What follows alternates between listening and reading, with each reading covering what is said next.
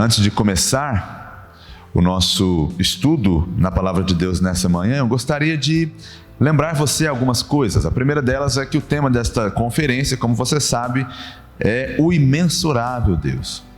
E o meu propósito, estando aqui entre os irmãos durante esse período, é tentar despertar diante dos seus olhos a visão de que nós servimos a um Deus que é muito maior do que nós podemos imaginar, e romper com essa ideia que normalmente é sustentada de que o Senhor da Bíblia é um Deus como os outros, e também é um Deus que muitas vezes se identifica ou se assemelha com as suas criaturas.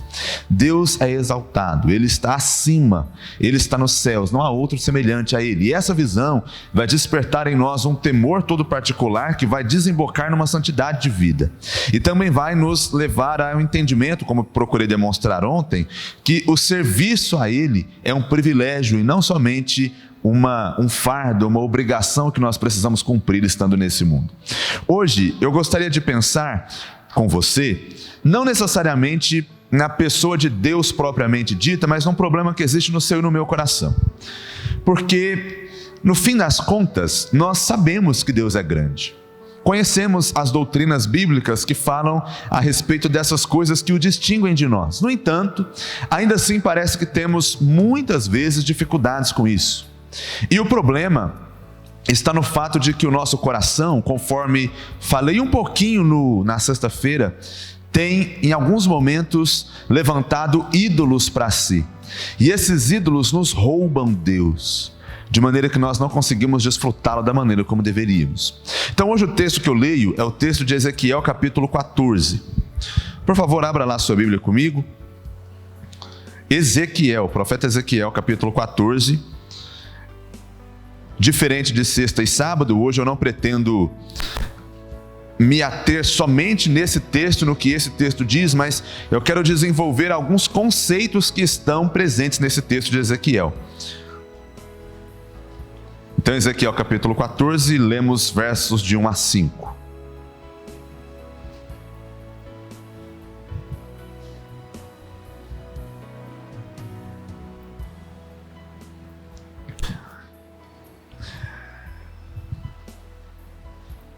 Vamos ler então o que diz a palavra do Senhor. Então, diz o texto: vieram ter comigo alguns dos anciãos de Israel e se assentaram diante de mim. Veio a mim a palavra do Senhor dizendo: Filho do homem, estes homens levantaram os seus ídolos dentro do seu coração, tropeço para a iniquidade que sempre tem eles diante de si. Acaso permitirei que eles me interroguem? Portanto, fala com eles e dize-lhes: assim diz o Senhor Deus: qualquer homem da casa de Israel que levantar os seus ídolos dentro do seu coração e tem tal tropeço para a sua iniquidade, e vier ao profeta, eu, o Senhor, vindo ele, lhe responderei segundo a multidão dos seus ídolos, para que eu possa apanhar a casa de Israel no seu próprio coração, porquanto todos se apartaram de mim, para seguirem os seus ídolos. Só até aí a leitura. O tema da mensagem desta manhã é: o coração do problema é o problema do coração. E como eu já disse, o meu propósito hoje é chamar para você a atenção de que nós muitas vezes não conseguimos desfrutar de Deus, provar Deus, vivenciar a suficiência de Deus, experimentar Deus em sua grandeza, porque o nosso coração foi tomado por outros ídolos, que tornam o nosso Deus menos interessante, menos glorioso do que Ele de fato é. Hoje eu quero, portanto, chamar a sua atenção para algo que nesse período de pandemia, especialmente cá entre nós, tem sido, pelo menos ao meu ver, muito evidente. E esse problema é a idolatria do coração. O nosso tempo tem trazido muito isso à tona, e tem trazido isso à tona em alguns sentidos. Eu vou destacar dois. O primeiro deles é que a pandemia tem evidenciado os nossos ídolos. Como assim? Nesses tempos de pandemia, nós temos visto as pessoas apegadas a seus partidos, às suas ideologias, até mesmo às suas figuras políticas públicas, que normalmente são alvo da sua atenção e quase da sua devoção. Nós temos visto pessoas se apegando e se identificando muito, por exemplo, com o dinheiro, com a família, com conforto, com status, com ciência, com saúde, coisas que são alvo da confiança delas. E um dos problemas que essa pandemia tem trazido para essas pessoas é que a pandemia tem derrubado esses ídolos. Esses ídolos não podem livrar. Eles são elementos em que os nossos corações se apegam, confiam, amam, desejam, esperam neles. Mas essas coisas falham em trazer respostas para a complexidade da vida e desse momento que a gente está passando. Então, independente de qual seja o seu posicionamento, a sua resposta, nós percebemos que não há respostas fáceis. Nós estamos vivendo momentos difíceis e, como eu disse, a pandemia não só tem evidenciado nossos ídolos no sentido de que nós temos nos apegado a eles, mas ela tem derrubado nossos ídolos no sentido de que eles têm se mostrado insuficientes. Por isso, eu queria hoje falar que esse texto de Ezequiel mostra que existe idolatria no nosso coração. Enquanto nós não lidarmos com ela e voltarmos o nosso coração para Deus, nós não conseguiremos nem experimentar Deus e nem obter resposta desses ídolos que às vezes levantamos. Bom, olhando para o texto de Ezequiel, o texto de Ezequiel diz, no versículo 3 especialmente, e essa é uma expressão muito importante, que aqueles homens que estavam diante de Ezequiel levantaram para si ídolos dentro do seu coração. Um homem do passado, João Calvino, muito conhecido de muitos aqui, ele disse uma verdade. Ele disse que o coração humano é uma fábrica perpétua de ídolos. Eu queria usar essa expressão como a primeira constatação do nosso texto hoje. O seu coração e o meu coração são hábeis, são muito habilidosos no que diz respeito a levantar ídolos para si e substituir ou trocar Deus. Deixa eu falar um pouquinho disso com você, porque isso é importante. Normalmente, idolatria, e talvez alguns de vocês me ouvem falar sobre isso, e já pensam, pastor, eu estou livre desse pecado, afinal de contas, eu não estou me prostrando diante de nenhuma imagem. Normalmente a idolatria é tido como algo exterior, e é tido como algo pontual, é um pecado como outros pecados, da mesma forma que talvez alguém possa mentir, alguém possa furtar, alguém pode idolatrar de maneira pontual em algum momento da sua vida. Normalmente também tem-se a ideia de que idolatria está vinculado única e especificamente no contexto religioso. Então é quando você se prostra para adorar algo, ou confia em algum tipo de imagem, algum tipo de divindade pregada pelos homens. Mas, na verdade, a Bíblia fala que idolatria é muito mais do que isso. Esse texto mostra que a idolatria é algo que vai acontecer dentro do seu coração. E, portanto, todos nós estamos sujeitos. E, portanto, isso pode ter a ver com qualquer esfera da sua vida e com qualquer esfera da minha vida também.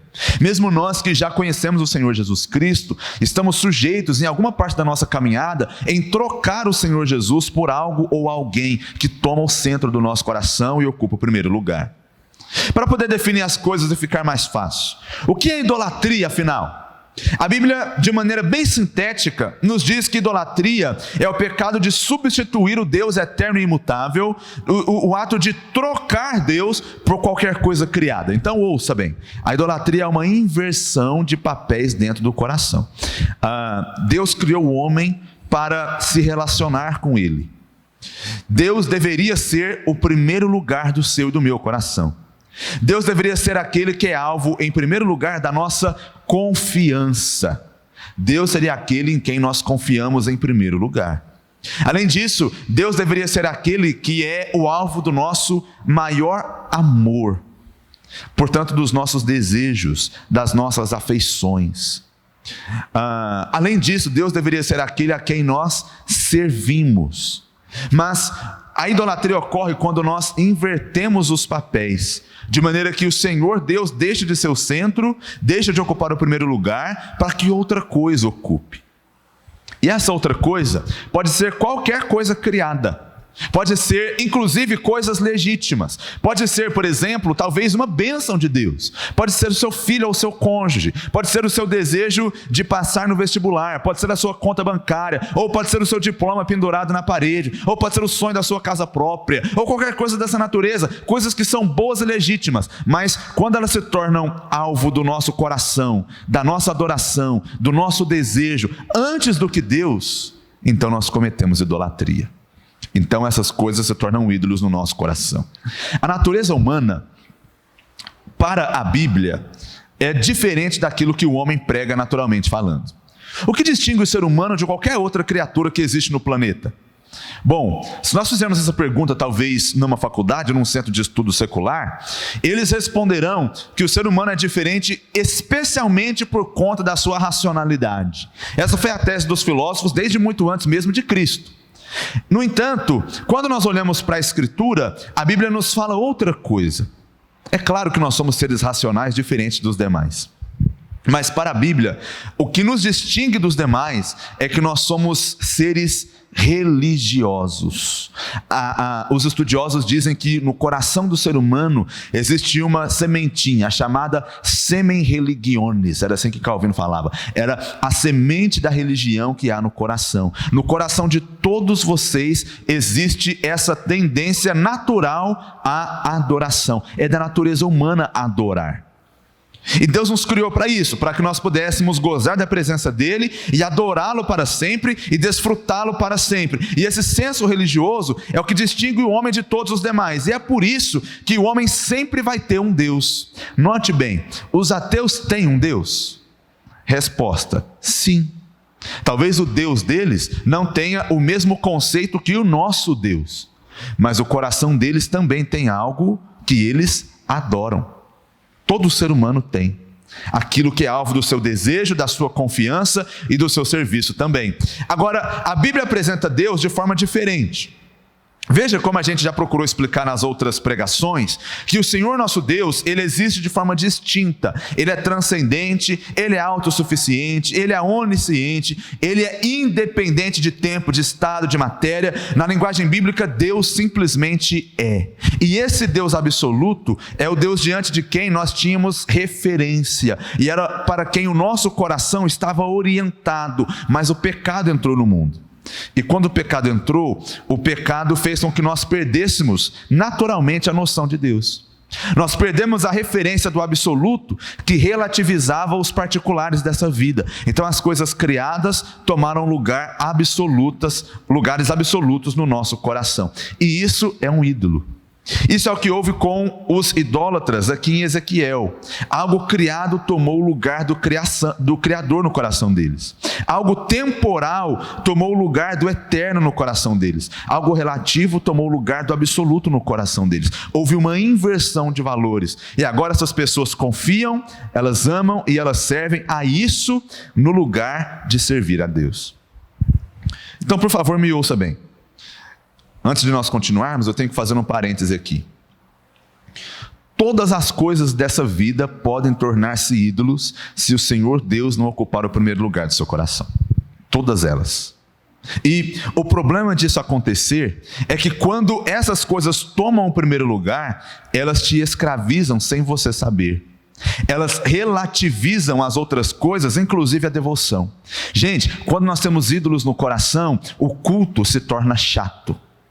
Quando nós temos ídolos no coração, a Bíblia se torna seca, a comunhão se torna sem valor, a oração parece uma experiência muito enfadonha. Por que essas coisas roubam Deus da gente? Porque Deus deixou de ter o primeiro lugar. Em segundo lugar, eu queria dizer que a idolatria é a raiz de todos os outros pecados. Então, a idolatria é um pecado muito grave, porque ela é mais do que um pecado pontual. A idolatria é um pecado que nos leva a cometer outros pecados. Note que no versículo 3 ainda, a Bíblia diz assim: tropeço para a iniquidade que sempre tem eles diante de si. A idolatria é como se fosse um tropeço, ela é uma pedra que te leva a tropeçar diante de outras iniquidades, de outros pecados que estão ao nosso redor. Então, note que a idolatria é mais do que um pecado isolado. Todos os outros pecados têm uma raiz de idolatria no final dele. Para cada pecado que cometemos, existe uma relação de idolatria no coração. Para absolutamente cada pecado que você comete, existe uma inversão de valores, uma troca de posições dentro do seu coração. Bom, eu quero demonstrar isso na prática, porque talvez dizendo do jeito que eu estou dizendo, essas coisas não façam ainda muito sentido para você. Então fique comigo aí, por favor. Em primeiro lugar, note que no nosso coração, esses ídolos podem se manifestar de várias formas. Então vou pontuar algumas. O homem, por exemplo, que está sempre atrasado, e o homem que está sempre indisponível quando há algum trabalho a ser feito, quando alguém precisa dele para alguma coisa. Esse homem pode idolatrar o conforto. O conforto é um ídolo do seu coração. Sabe por quê? Porque diante do conforto, ele confia tanto, ele coloca a sua segurança naquilo, ele ama tanto aquilo, que ele sacrifica as outras coisas em função de poder ficar talvez mais 5 ou 10 minutinhos na cama, quando existem compromissos sérios a serem feitos. Então, o que eu estou querendo dizer com isso? Eu quero dizer para você que o conforto talvez pode ser um ídolo, porque ele ocupa o primeiro lugar, e porque em nome dele você sacrifica todas as demais coisas. Diante de cada preguiçoso existe uma idolatria ao conforto. Note, a esposa que fica envergonhada porque a visita chegou de surpresa. Gente, isso acontece. Eu sou casado há 4 anos e meio. Eu só vou contar isso porque a minha esposa não veio. Nossa, tá gravando aqui, né? Gente, eu não vou contar isso. Próximo ponto aqui Não, agora eu vou contar, comecei, né? Mas quando nós chegamos no nosso ministério lá em Campinas, a princípio, 3 anos e meio atrás, nós logo descobrimos uma coisa. Nós moramos do lado da igreja também, assim. Então, a nossa casa não é exatamente a mesma entrada, mas a nossa casa é do lado da igreja mesmo. Então o pessoal sempre sabe que a gente está lá, vê o carro lá na porta, sabe se a gente está lá ou não. E o que acontece? A gente tem um relacionamento, como vocês sabem, muito próximo às vezes entre os irmãos. Então os irmãos chegam em casa, eles entram em casa, e é assim que acontece, irmãos. Só que, no entanto, muitas vezes os irmãozinhos chegavam sem avisar, né? E nós não estávamos esperando visitas. Então a casa não estava assim naquele brinco, certo? Para a gente poder chegar e tá tudo limpinho, tudo no lugar e tudo arrumado. E quando isso acontecia, minha esposa ficava em desespero. Chegou gente, meu amor, e esse negócio está fora do lugar, e tem uma louça ou outra em cima da pia, e agora o que é que eu faço? E era aquele desespero. Bom, às vezes nós nos envergonhamos assim, porque nós idolatramos a nossa reputação. A nossa reputação é algo muito valioso para nós, é algo intocável. Então o que nós fazíamos?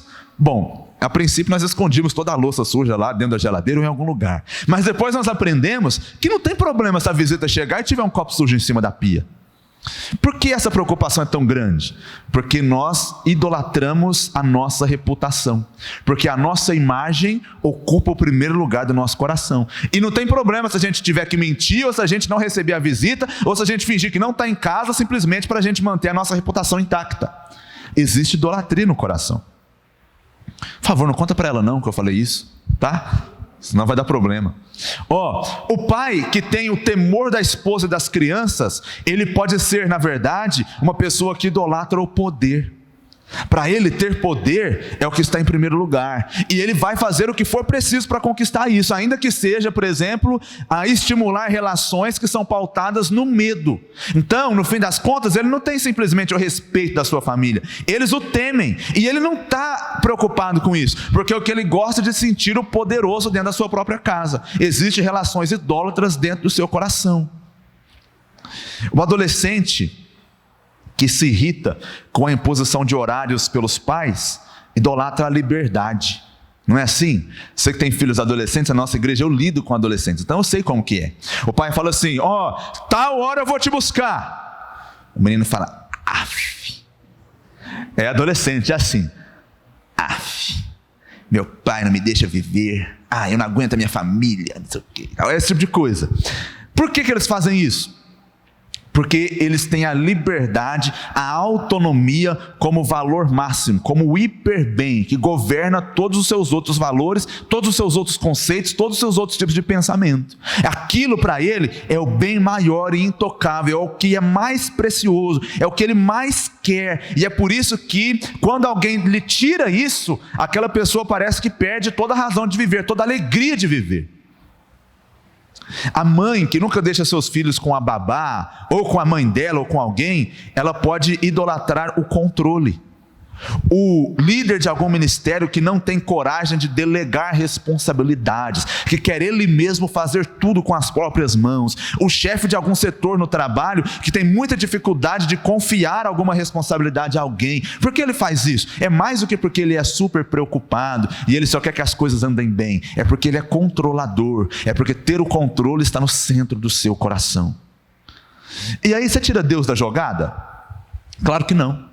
Mas você passa a ter Deus como aquele que vai te ajudar a ter isso que está no primeiro lugar. Então você ora a Deus pedindo para que Deus te ajude a cumprir todas as suas responsabilidades, porque você quer honrá-lo, mas na verdade a única coisa que você tem é medo de perder o controle. Deus é um servo que te ajuda a obter o fim que você quer no seu coração. Todos nós, várias vezes, irmãos, passamos por isso. Sem perceber, mas nós passamos. E assim como esses exemplos, existem vários outros. O que eu quero lembrar você ainda é que mesmo hoje, as coisas que normalmente, clinicamente seriam chamadas como doenças ou vícios ou patologias, muitas vezes para a Bíblia serão também idolatria. E agora aqui, eu não estou dizendo que nós vamos descartar tratamentos médicos, clínicos, acompanhamento profissional. O que eu estou dizendo é que se não houver tratamento espiritual e purificação no coração, a pessoa nunca vai ser liberta. E eu vou dar 2 exemplos disso. E eu vou ser bem claro com você nesse sentido, e eu espero que você me entenda e receba com muito carinho isso. Em primeiro lugar, por exemplo, eu lido com jovens e adolescentes. Um tema que eu tenho que lidar com eles lá é pornografia. Eu sinto muito te contar isso, mas hoje em dia todo jovem tem o seu celular, e no seu celular tem acesso à internet, e eles sabem muito bem quais são os sites que oferecem esse tipo de conteúdo. Agora note, o que as pessoas dirão? As pessoas dirão que essa é uma expressão saudável da sexualidade no jovem, que está crescendo e que precisa de alguma maneira lidar com isso. Mas a Bíblia não ensina assim. Para a Bíblia, a pornografia é uma transferência da lealdade que deveria ser apenas matrimonial. O amante desse tipo de conteúdo, na verdade, está dizendo que ele tem desejos, e os seus desejos não podem ser satisfeitos pelo cônjuge, se ele já tiver, ou então não podem esperar para serem satisfeitos. Eles têm que ser satisfeitos agora. E como ele tem desejos e esses desejos têm que ser satisfeitos, ele pode ceder à traição natural para encontrar o que ele quer. O que ele está dizendo então, implicitamente, é que os prazeres dele governam a sua vida. Ele não pode falar não para os seus prazeres. Os seus prazeres são deuses no seu coração, deuses que ele serve, deuses diante de quem ele está disposto a sacrificar lealdade, inclusive ao próprio Deus, porque quando as pessoas apelam para esse tipo de material, elas estão dizendo para Deus assim: Deus, sabe aquele mandamento do Senhor de ser santo, especialmente nessa área da minha vida? Sabe aquele mandamento do Senhor de falar que a tua vontade é a minha santificação e que eu me abstenho da prostituição? Pois é, eu conheço esse mandamento, mas agora eu não estou disposto a obedecê-lo, porque os meus prazeres precisam ser satisfeitos. Então, quando você faz isso, você fala não para Deus, você fala não para o seu cônjuge ou potencial cônjuge, e esse é o motivo pelo qual a impureza sexual está intrinsecamente vinculada com a idolatria do coração. Gente, Velho Testamento, note os textos, sempre que as pessoas levantavam ídolos, elas também passavam a viver uma vida de moralidade sexual. Note os textos. Êxodo, por exemplo, quando eles levantam um bezerro de ouro, o que acontece lá? Uma grande orgia diante do bezerro. Ou as festas do Antigo Testamento idólatras, que tinham inclusive prostitutas cultuais, que serviam como sacerdotisas, mas que conduziam cultos de imoralidade sexual. Idolatria está intrinsecamente vinculada com imoralidade sexual. Quer tratar imoralidade sexual? Trate idolatria no coração. Tem idolatria no coração do adolescente e do jovem? Claro que tem. Mesma coisa, vou dar um outro exemplo agora para que você entenda. O álcool e as drogas. Existe vício no álcool e nas drogas? Claro que existe. Existe necessidade de acompanhamento profissional? Claro que existe. Mas aonde começou o problema? O problema começou no coração. Então eu quero dizer para você isso, as pessoas hoje, elas se curvam quase que diante da garrafa ou diante da droga em questão, e elas quase que oram pedindo por aumento da coragem, elas oram pedindo por libertação da dor. Por quê? Porque elas entendem que quando elas beberem, ou quando elas tiverem aquilo vai livrar elas das angústias que elas têm no coração, e aquilo vai dar para elas mais coragem, aquilo vai capacitar elas para fazer aquilo que normalmente elas não conseguiriam fazer. Existe um ídolo lá, e esse ídolo a escraviza, e esse é o motivo pelo qual a pessoa não consegue se libertar sozinha. Então sempre os ídolos serão meios de satisfazer os desejos do coração, e esse é o motivo pelo qual o primeiro lugar a ser tratado na vida de qualquer pessoa escrava de qualquer pecado é o coração idólatra. Sempre será assim. Eu ainda quero apontar mais uma coisa nesse texto. O texto diz, no versículo 5, no versículo 4, que eles tinham uma multidão de ídolos no seu coração. Nós podemos ter muitos ídolos, nós podemos ter vários ídolos. E por que nós podemos ter vários ídolos? Por causa do fracasso deles em lidar com a complexidade das nossas necessidades. Irmãos, eu gostaria que você prestasse atenção nisso. Você já notou que todos os ídolos do Antigo Testamento, da história, e até mesmo os ídolos religiosos dos nossos dias, são normalmente territoriais? Existe aquele Deus que é o Deus da sabedoria. Aí tem aquele outro, pensa por exemplo no panteão grego, né? Então existia Atena, que era a deusa da sabedoria. Aí existia Afrodite, que era a deusa da beleza. Aí o deus do mar, que era... como é que era mesmo? Poseidon. Como é que o senhor sabe? O senhor sabe, né, pastor? Inteligente. E vários outros. Cada deus responsável por uma área específica. Vamos trazer isso para a nossa realidade. Hoje existe o Santo Antônio, que é o santo casamenteiro, né? Existe o santo... Ai gente, eu não conheço muito os santos, mas tem o santo das causas impossíveis, o santo disso, o santo daquilo outro. E aí para cada necessidade que você tem, você busca um tipo de santo específico. Era assim também no Antigo Testamento. Existiam deuses que eram territoriais, e as pessoas às vezes levantavam vários deuses diante delas. Por quê? Porque o nosso coração tem muitas necessidades, e nós vamos descobrindo que os ídolos que nós levantamos não conseguem suprir todas. Então você vai acrescentando mais e mais e mais e mais. As pessoas dizem que em Atenas existiam mais deuses do que homens no tempo, inclusive do apóstolo Paulo, no tempo bíblico. Por que era assim? Porque as pessoas tinham uma multidão de ídolos no seu coração. E mais uma vez, nós também. O prazer pode ser um ídolo, como eu acabei de dizer. A liberdade pode ser um ídolo, como eu acabei de dizer. O poder pode ser um ídolo, como eu acabei de dizer. A paz pode ser um ídolo. A felicidade, eu tenho para mim que a felicidade é o ídolo dos nossos dias. Os jovens de hoje postam fotos na internet e eles escrevem na legenda embaixo da foto assim: todas as coisas são listas se te fazem feliz.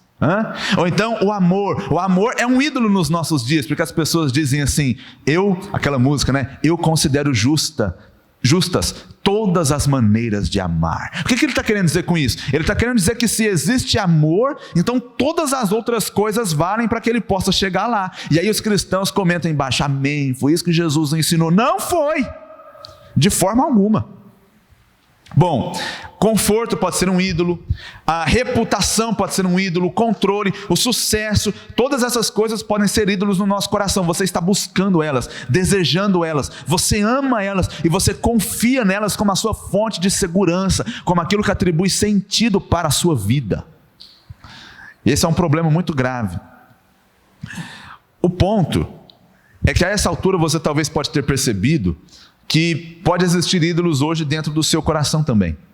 E não adianta nada eu vir aqui e falar sobre o Deus imensurável, sobre todas as coisas que Ele faz, e não lembrar você que se o seu coração não for purificado desses ídolos, então Deus nunca vai ser atraente o suficiente para você. Então as coisas de Deus vão continuar chatas, enfadonhas, difíceis, pesarosas, e você vai continuar frustrado e decepcionado com Deus, porque Deus não te deu aquilo que você quer. Sabe por que Deus não te deu aquilo que você quer? Porque aquilo é um ídolo no seu coração. Mesmo que aquilo seja legítimo, se tornou um ídolo, Deus não vai dar, Deus vai tirar de você. Porque Deus não concorre com ninguém. Ou Ele é o Deus do nosso coração, ou então Ele não é nada. Bem, somente o Deus verdadeiro pode expulsar ídolos do nosso coração. Esse é o meu terceiro ponto e último. Se você ama a Deus sobre todas as coisas, você vai ter todos os seus afetos reordenados, e é isso que vai fazer a diferença na sua vida. Eu queria que você prestasse atenção para uma coisa.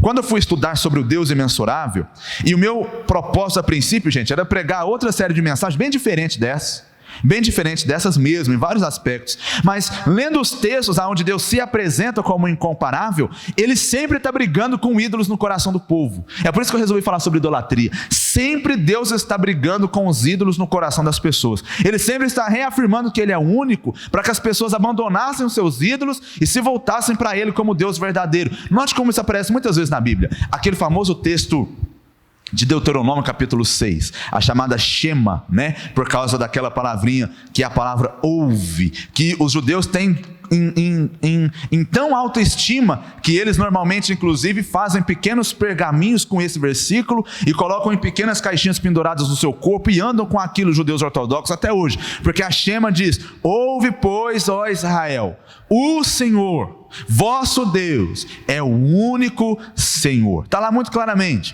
Ou você verá, por exemplo, no Novo Testamento, quando perguntam para Jesus assim: Senhor, qual que é o principal, qual é o grande mandamento da lei? E aí o Senhor Jesus responde de maneira surpreendente, porque todas as pessoas imaginariam que talvez seria um dos textos do Decálogo, mas aí Jesus fala assim, com um texto lá de Levítico: o primeiro e grande mandamento é: amarás o Senhor teu Deus com todo o teu coração, com toda a tua força, com todo o teu entendimento. Deus tem que ser amado em primeiro lugar no nosso coração. Por que lá, quando Deus vai dar os 10 mandamentos para o povo de Israel, voltando lá para o Antigo Testamento, o primeiro grande mandamento, o primeiro dos 10 mandamentos é: não terás outros deuses diante de mim, não farás para si imagem de escultura. Por que Deus está preocupado com isso?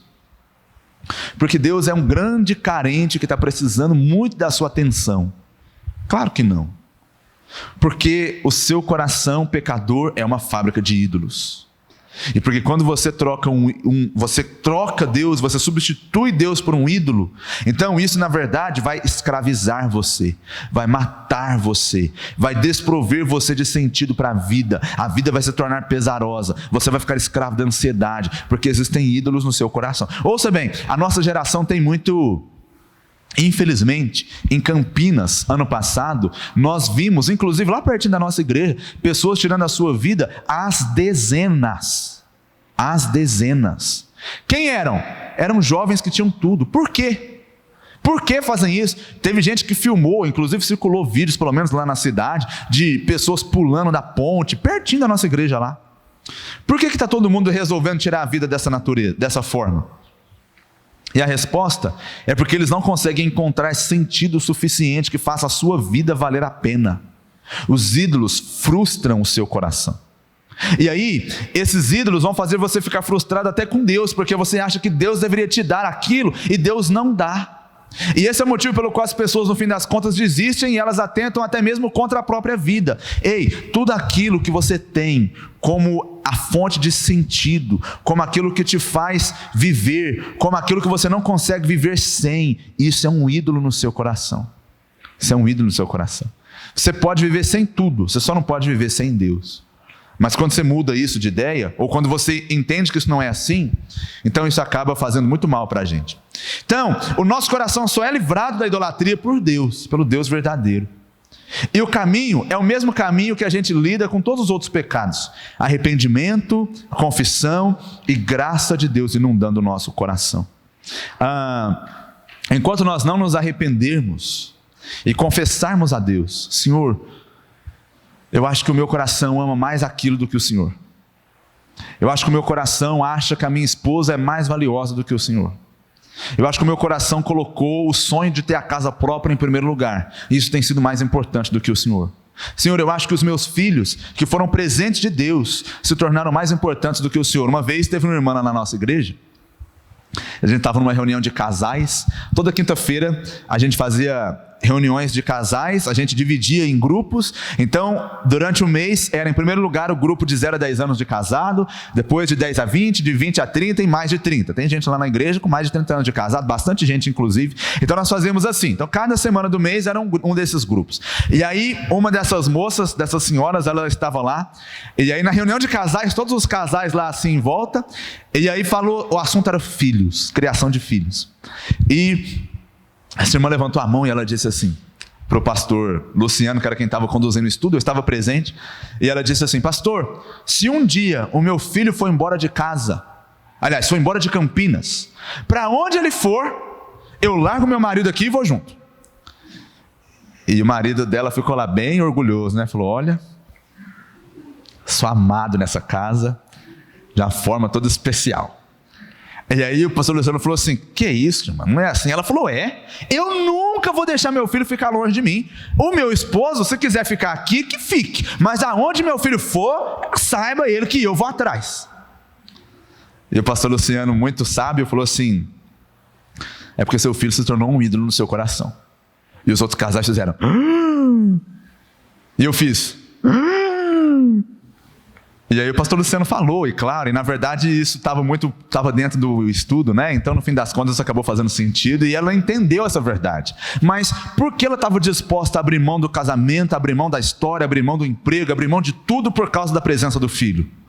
Porque ela ama o filho. É verdade que ela ama o filho, mas o filho se tornou maior que Deus. E aí você inverte todos os outros valores. E aí você sacrifica todas as outras coisas em nome disso. Ouça bem, o ídolo sempre vai exigir um sacrifício. Sempre vai, gente. Um ídolo sempre vai exigir um sacrifício. Sempre existirão coisas que você sacrificará em nome disso que ocupa o primeiro lugar na sua vida. E muitas vezes isso que você vai sacrificar é a sua lealdade ao próprio Deus. E também as coisas de acordo com o que Deus estabeleceu. Ele perverte a ordem das coisas no nosso coração. Então, sendo bem franco, hoje à noite eu quero pregar sobre isso, mais na prática ainda, porque nós vamos ver como Deus arrancou um ídolo legítimo, que antes era legítimo da vida de um servo dele, e se mostrou mais uma vez como grande Deus imensurável, que merece todo o amor dele. Mas à noite a gente vai ver isso. Hoje eu quero te dizer que um dos papéis dessa pandemia pode ser purificar o nosso coração dos ídolos que habitavam lá. Tem ídolo, gente, no seu coração. Então, eu queria convidar você a voltar os seus olhos para esse Deus imensurável da Bíblia. Esse Deus imensurável que, a princípio, foi aquele alvo do nosso grande amor. Gente, lembra quando você se converteu? Eu lembro quando eu me converti. Eu me converti há aproximadamente 11 anos atrás. Foi quando eu me converti de verdade.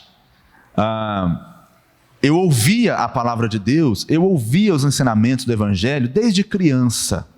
Mas eu não havia nascido de novo. Mas quando eu nasci de novo, aquilo era muito valioso para mim. Era segunda-feira e eu ficava em contagem regressiva para chegar o domingo. Eu amava o culto. Eu amava o culto. Eu era um jovem, na época de 16 anos para 17 anos, e o culto para mim se tornou a coisa mais preciosa que tinha. Os meus amigos não aguentaram ser meus amigos por muito tempo, porque eu não podia vacilar perto de mim não, gente. Meus amigos estavam lá, e aí, vamos em tal lugar? Eu falava, vamos. No meio do caminho ele já tinha sido evangelizado. Vacilou, perto de mim, estava evangelizado. Do jeito que eu sabia. Eu acho que hoje eu, inclusive, não era um muito bom evangelista, não. Eu evangelizava meio do meu jeito, assim, mas vacilava perto de mim, eu falava de Jesus do jeito que dava. Mas eu falava. Eu lembro que a minha maior paixão era com aquelas pessoas, eu arrastei todo mundo para a igreja. Bom, o resultado é que hoje eles não são muito meus amigos mais, não aguentaram mais, mas aquilo era valioso para mim, e eu queria falar daquilo para eles. Eu pregava para todo mundo, meus colegas de serviço, ficava cantando louvores na hora que eu estava trabalhando, lá os meus antigos colegas com quem eu saía para me divertir, todos eles ouviram o evangelho, eu vacilava perto de mim, estava pregando, pregava até para os postes na rua, 1 ou 2 até se converteram, porque era desse jeito que eu era. Por que depois de um tempo a nossa fé cristã deixa de ser tão colorida quanto era no começo? Porque no decorrer do tempo, infelizmente, você troca o Deus Criador pelas coisas criadas. E aí, meus irmãos, que tudo começa a ficar ruim mais uma vez. Bom, termino. Se você amar a Deus em primeiro lugar, se Deus se tornar grande o suficiente para ser o alvo principal da sua vida, se Deus for aquele em quem antes de qualquer outra pessoa você coloca a sua confiança, você se apega àquilo como fonte de segurança para você. Se você tem Deus como o alvo principal dos seus desejos, do seu amor, dos seus afetos, quando você finalmente resolve servir a Ele mais do que a qualquer outra coisa e sacrificar outras coisas por causa de Deus, então você vai ser liberto das algemas da ansiedade. Nossa igreja lá, pastor Edson, um jovem um atrás do outro com transtorno de ansiedade, sofrendo, passando mal, indo para o hospital, direto. De novo, pastor, você está ignorando as implicações clínicas disso? Não. Mas só tomar remédio não vai resolver. Sabe o que vai resolver espiritualmente? Purificar o coração da idolatria. Sabe por que a gente se sente inseguro? Porque a nossa segurança estava alicerçada em lugares errados. Quando essas fontes de segurança balançam, então toda a nossa estrutura balança junto. Mas se a nossa fonte de segurança está em Deus, então existe segurança inabalável. E você permanece firme mesmo que tudo se perca. Por que o profeta Abacuque dizia assim, ainda que a figueira não floresça? Gente, aquilo que Abacuque fala para a gente é poético, mas para Abacuque era muito ruim. Se a figueira não florescesse, se não houvesse fruto na vida, se não houvesse gado no curral, se não houvesse mantimento no campo, então não tinha mais nada. Mas Abacuque fala assim, todavia eu me alegrarei no Senhor, exultarei no Deus da minha salvação. O que capacita Abacuque a falar isso? Você entende? A fonte de segurança dele estava em Deus. Pode cair o mundo, o servo dele fica em paz. Mas quando a gente não faz isso, então o problema é que Deus pode ser grande o tanto que for. O nosso coração idólatra nunca vai conseguir se deleitar nele. Quero orar com você então para a gente renunciar aos ídolos hoje aqui. E afirmar que o Senhor nosso Deus é o único Senhor. E afirmar que não há outro como Ele. Que Ele é o Deus imensurável, o Deus incomparável, o Deus que deve ser alvo tanto do nosso amor, como da nossa confiança, como da nossa fidelidade também. Então eu vou orar com você e nós vamos terminar essa parte agora.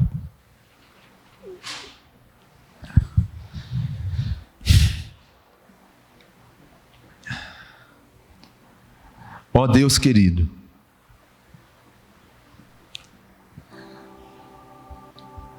esse tipo de assunto, pelo menos para o meu coração, me deixa envergonhado. Porque talvez seja esse o diagnóstico de tantas outras falhas que nós temos tido espiritualmente falando. Talvez seja esse o diagnóstico que tem nos levado para longe do Senhor, ainda que a nossa vida religiosa esteja em dia. Assim como o povo de Israel adorava o Senhor, ao mesmo tempo que adorava outros deuses, nós que os julgamos tanto, fazemos exatamente igual.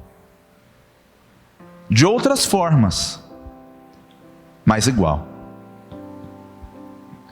E nós não temos orgulho disso.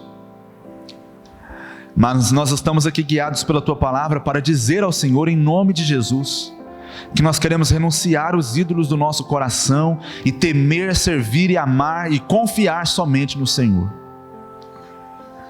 Se há no coração, tanto meu, quanto de qualquer pessoa que chegou aqui hoje, resquícios de idolatria, falsos deuses, deuses rivais, que têm disputado no nosso coração primeiro lugar, que têm se tornado alvos da nossa devoção, se essas pessoas, esses ídolos, essas coisas, esses elementos, muitas vezes legítimos, têm se tornado, Senhor Deus, no nosso coração, o alvo final da nossa existência, aquilo que nos atribui sentido, propósito, direção, ó Senhor Deus, se essas coisas têm governado a nossa vida, hoje nós queremos confessar. Nós não vamos conseguir tirá-las de lá, porque o nosso coração é adorador, mas o Senhor vai conseguir. Toma, Senhor Deus, diante dos nossos olhos, da nossa mente, do nosso coração, mais uma vez o trono. reine e governe soberanamente como um único, restaure os nossos amores, ordene os nossos afetos, oriente, Senhor Deus, as nossas afeições, porque nós queremos o Senhor. Nós queremos uma espiritualidade colorida, viva, vibrante, transbordante, em nome de Jesus. E é por isso que nós confessamos e arrependidos clamamos: tenha misericórdia de nós. Porque entre qualquer falso Deus e o Senhor, nós queremos o Senhor. Essa é a nossa oração. Em nome de Jesus. Amém.